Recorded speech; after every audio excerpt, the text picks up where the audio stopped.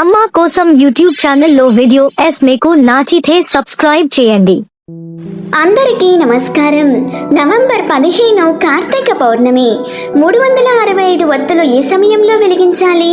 కార్తీక పౌర్ణమి రోజు ఉపవాసం ఎలా ఉండాలి? ఉపవాసం లేకుండా 365 వత్తులను వెలిగించవచ్చా అనే విషయాలను ఈ వీడియోలో వివరంగా తెలుసుకుందాం. మన హిందూ మతంలో పౌర్ణమికి ఎంతో ప్రాముఖ్యత ఉంది. అందులోనూ కార్తీక మాసంలో వచ్చే పౌర్ణమికి మరింత ప్రాముఖ్యత ఉంది. ఈ సంవత్సరం నవంబర్ 15వ తేదీన కార్తీక పౌర్ణమి వచ్చింది. ఈ కార్తీక పౌర్ణమి రోజున 365 వత్తులు ఏ సమయంలో వెలిగిస్తే పుణ్య ఫలితం వస్తుందో తెలుసుకుందాం. నవంబర్ 15వ తేదీన అత్యంత శక్తివంతమైన పవిత్రవంతమైన కార్తీక పౌర్ణమి. ఈసారి కార్తీక పౌర్ణమి ఎంతో శక్తివంతంగా ఉండబోతుంది. ఎందుకంటే ఈ పౌర్ణమి వేళ 30 ఏళ్ల తరువాత సస్య రాజయోగం ఏర్పడనుందని పండితులు తెలియజేస్తున్నారు. కార్తీక పౌర్ణమిని త్రిపురి పూర్ణిమ అని కూడా అంటారు. పురాణాల ప్రకారం ఈ పవిత్రమైన రోజున పరమేశ్వరుడు త్రిపురాసురుడు అనే రాక్షసుడిని మట్టుబెడతాడు. అందుకే ఈ పూర్ణిమను త్రిపురి పూర్ణిమ అని కూడా పిలుస్తారు. ఈ పవిత్రమైన కార్తీక పౌర్ణమి రోజు ఉపవాసం ఎలా ఉండాలి? ఏమైనా తాగవచ్చా? గుడికి వెళ్ళి ప్రసాదం తినవచ్చా? ఈ విషయాలను గురించి ఇప్పుడు మనం తెలుసుకుందాం. మన పురాణాల్లో కార్తీక పౌర్ణమికి ఎంతో అద్భుత శక్తులు ఉన్నట్టు, ఏవో తెలియని దివ్య శక్తులు మనకు అనుగ్రహాన్ని ఇస్తున్నట్టు పురాణాలు చెబుతున్నాయి. ఆ రోజుకి కొన్ని దివ్యమైన శక్తులు ఉన్నాయని మన పురాణాలు తెలుపుతున్నాయి. అద్భుతమైన కార్తీక పౌర్ణమి శుక్రవారం రోజు వచ్చింది. మనం ఎలా ఉపవాసం ఉండాలి? ఉపవాసం ఉన్న సమయంలో పాలు పండ్లు తినవచ్చా? అసలు ఈరోజు ఉపవాసం ఎలా చేస్తే ఆ మహాశివుడి అనుగ్రహం కలుగుతుంది? అలాగే అత్యంత పుణ్యదీపంగా చెప్పుకునే 365 వత్తుల దీపాన్ని ఏ సమయంలో వెలిగిస్తే 365 రోజులు దీపాన్ని వెలిగించినంత పుణ్య ఫలితం 100% కలుగుతుంది అనే విషయాన్ని ఈ వీడియోలో తెలుసుకుందాం. ఎంతో మహిమాన్వితమైన కార్తీక పౌర్ణమి ఈ సంవత్సరం అంటే ఈ నవంబర్ 15వ తేదీన వచ్చింది. ఈ మాసంలో మీకు కుదిరినన్ని రోజులు పూజ చేసుకోవడానికి ప్రయత్నించండి. డిసెంబర్ 1వ తేదీన కార్తీక మాసం అనేది ముగుస్తుంది. ప్రతి మాసం లాగానే ఈ మాసంలో కూడా 4 కార్తీక సోమవారాలు ఉంటాయి. ఈ కార్తీక మాసంలో మనం మహాదేవుడైన పరమేశ్వరుడిని పూజిస్తాము. ఎందుకంటే ఆ పరమేశ్వరుడికి ఎంతో ఇష్టమైన మాసం ఈ కార్తీక మాసం.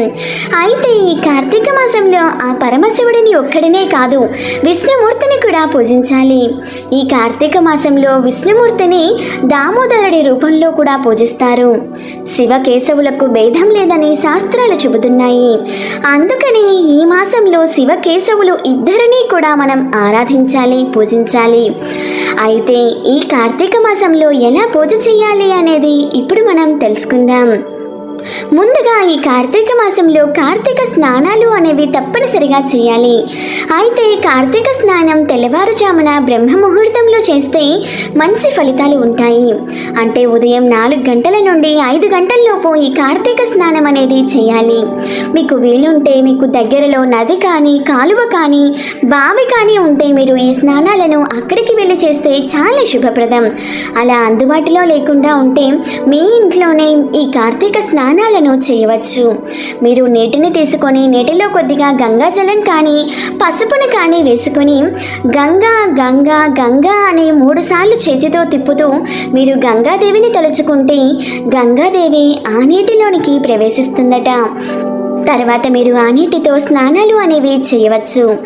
ఇలా కూడా కుదరని వారు ఒక నైట్ అంతా బకెట్ నీటిని చంద్రుని కాంతిలో ఉండే ప్రదేశంలో పెట్టేసి ఆ నీటితో స్నానం చేసినా సరిపోతుంది. ఈ మాసం అంతా చంద్రుడు చాలా ప్రకాశవంతంగా ఉంటాడు. కాబట్టి అటువంటి చంద్రుని కిరణాలు పడిన నీటితో స్నానం చేసినా చాలా మంచిది. అయితే స్నానం అనేది చన్నీటితో చేయాలా లేక వేడి నీటితో చేయాలా అంటే కార్తీక స్నానం అనేది ఎప్పుడూ కూడా చన్నీటితోనే ఆచరించాలి. అప్పుడే మీకు మంచి ఫలితం ఉంటుంది. ఒకవేళ మీకు ఆరోగ్యం బాగాలేదు అంటే మాత్రం గోరువెచ్చని నీటితో స్నానం చేయవచ్చు, తప్పేమీ లేదు. గోరువెచ్చని నీటితో స్నానం చేసి మీరు పూజలు అయితే చేసుకోవచ్చును. అయితే ఈ మాసం అంతా కూడా రోజు తలస్నానం చెయ్యాలా అంటే మగవారైతే ప్రతిరోజు తలస్నానం చేయాలి. అదే ఆడవారైతే రోజు తలస్నానాలు చేయకపోయినా పర్వాలేదు. ఒక 2-3 రోజులకు ఒకసారి తలస్నానం చేస్తూ రోజు మామూలుగా వంటికి స్నానం చేసుకోవచ్చును. అయితే తలస్నానం చేసేటప్పుడు షాంపూలు అవి వాడకూడదని చాలా మందికి డౌట్ అనేది ఉంటుంది. మామూలు రోజుల్లో షాంపూ వాడుకోవచ్చు, ఏం పర్వాలేదు. కానీ కార్తీక సోమవారాలు, ఏకాదశి, ద్వాదశి, పౌర్ణమి వంటి రోజుల్లో షాంపూ పెట్టకూడదు. తలస్నానం చేయలేని రోజున కొద్దిగా పసుపును ముఖానికి రాసుకోండి. అలాగే కాలికి, చేతికి కూడా పసుపు రాసుకోండి. పాదాలకు కూడా పసుపును రాసుకోండి. ఇలా పసుపు రాసుకోవడం వలన మీరు తలస్నానం చేసినంత ఫలితం వస్తుంది. ఈ విధంగా అయితే ఇంటి దగ్గర మీరు కార్తీక స్నానం అనేది చేయవచ్చు. ఆ తర్వాత ఇంటిని అంతా కూడా శుభ్రం చేసుకోవాలి.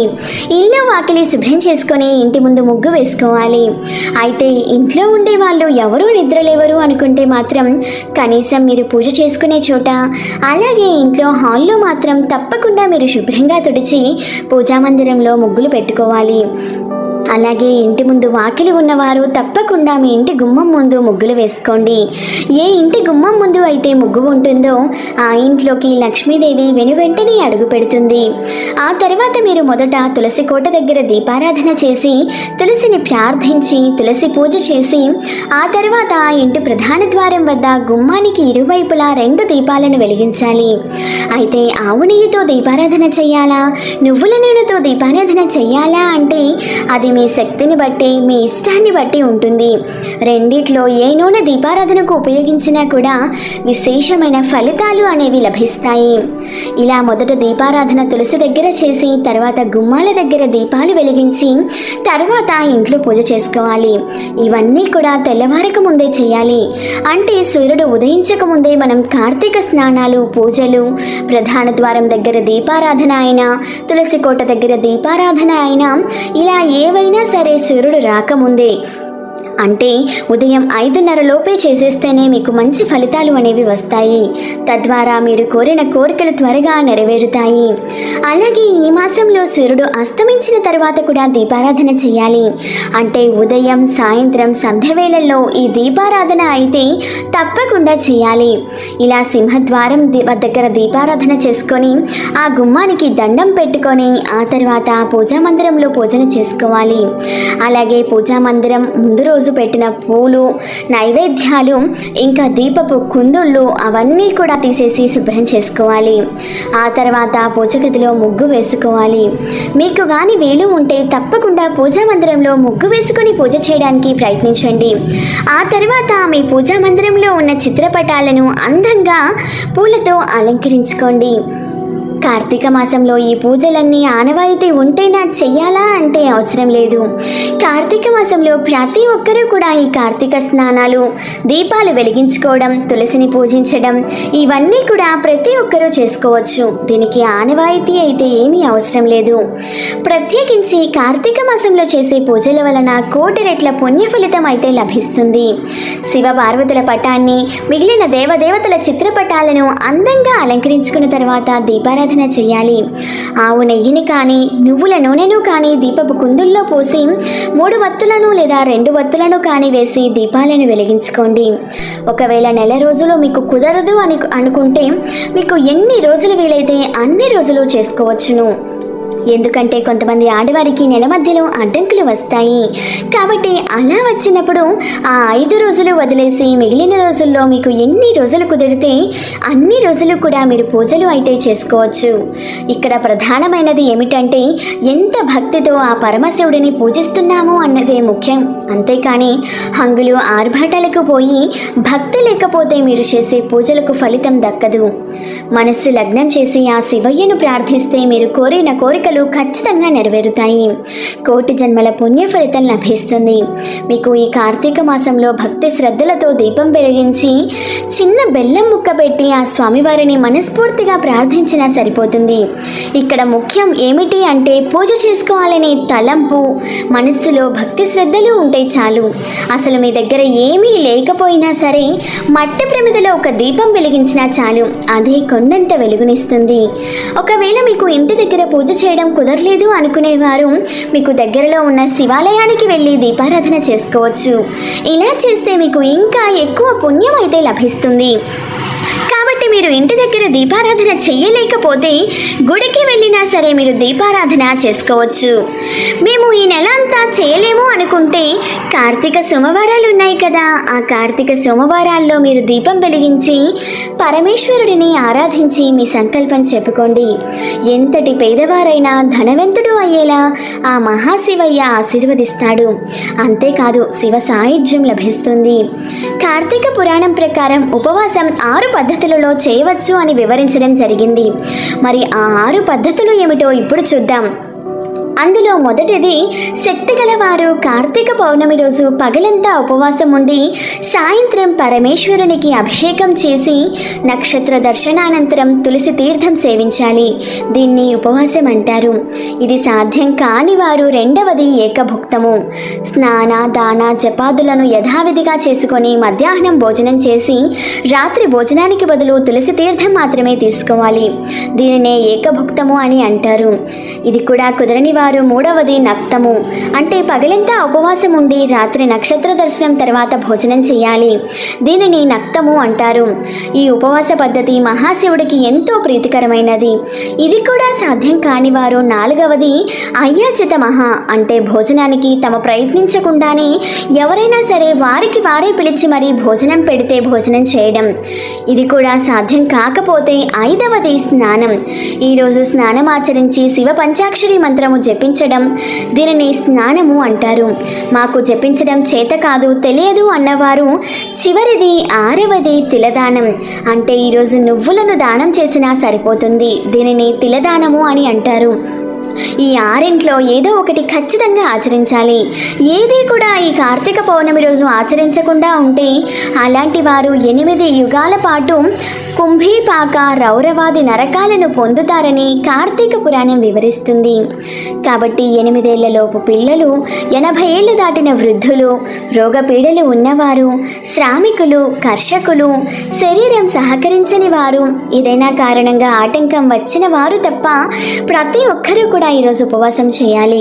ఇంకా చాలా మందికి ఉండే సందేహం ఏమిటి అంటే, ఇలా 365 ఒత్తుల దీపాన్ని వెలిగించే క్రమంలో ఖచ్చితంగా ఉపవాసం ఉండాలా, ఉపవాసం లేకుండా 365 ఒత్తుల దీపాన్ని వెలిగించవచ్చా అనే సందేహం కలుగుతుంది.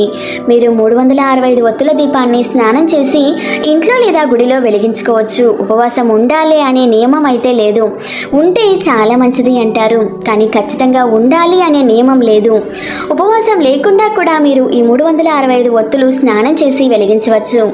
ఇంకా చాలా మందికి ఉపవాసం అంటే కనీసం మంచినీరు కూడా తాగకుండా చేస్తారు. కానీ ఈ కార్తీక పౌర్ణమి రోజు అంత కట్టిక ఉపవాసాలు చేయమని ఎక్కడా కూడా చెప్పలేదు. అంత కటిక ఉపవాసాలు మన ఆరోగ్యానికి మంచిది కాదని గ్రహించిన మన మహర్షులు మనకు ముందుగానే తెలియజేశారు. కేవలం ఒక్క ఏకాదశి రోజున మాత్రమే చేయాలని పెట్టారు. మిగిలిన రోజుల్లో దానాలు చేయాలని సూచించారు. కార్తీక పౌర్ణమి రోజు మీరు కఠిన ఉపవాసం ఉండాల్సిన అవసరం లేదు. చక్కగా బ్రహ్మ ముహూర్తంలో ఉదయాన్నే నిద్రలేచి తలస్నానం చేసి కార్తీక దీపం వెలిగించాలి. తర్వాత తూర్పు వైపు నక్షత్రాలను చూసి నమస్కరించుకోవాలి. తర్వాత ఉపవాస దీక్ష స్వీకరించి పాలు, పండ్లు లాంటివి తినండి. మధ్య మధ్యలో పండ్ల రసాలు తాగండి. సూర్యాస్తమయం తర్వాత ఇంట్లో లేదా గుడిలో 365 ఒత్తులు వెలిగించుకొని నక్షత్ర దర్శనం అయ్యాక భోజనం చేయాలి. అంతేకాని కఠిన ఉపవాసాలు చేయాలనే నియమం లేదు. పండ్లు, ద్రవ పదార్థాలు, తేనీరు, పండ్ల రసాలు కూడా తాగవచ్చును. అలాగే గుడిలో ఇచ్చే స్వామి ప్రసాదాన్ని కూడా తినవచ్చు, పాలు కూడా తాగవచ్చు. అలాగే ఇలా ఉపవాసం ఉండలేని వారు బ్రహ్మ ముహూర్తంలో స్నానం చేసి యథావిధిగా ఇంట్లో పూజ చేసి 365 ఒత్తుల దీపాన్ని వెలిగించవచ్చు. కాబట్టి కార్తీక పౌర్ణమి రోజు మీరు 365 ఒత్తుల దీపాన్ని వెలిగించాలి అంటే ఖచ్చితంగా ఉపవాసం ఉండాలనే నియమం ఏమీ లేదు. మీరు చక్కగా స్నానం చేసి నిరభ్యంతరంగా 365 ఒత్తుల దీపాన్ని వెలిగించవచ్చు.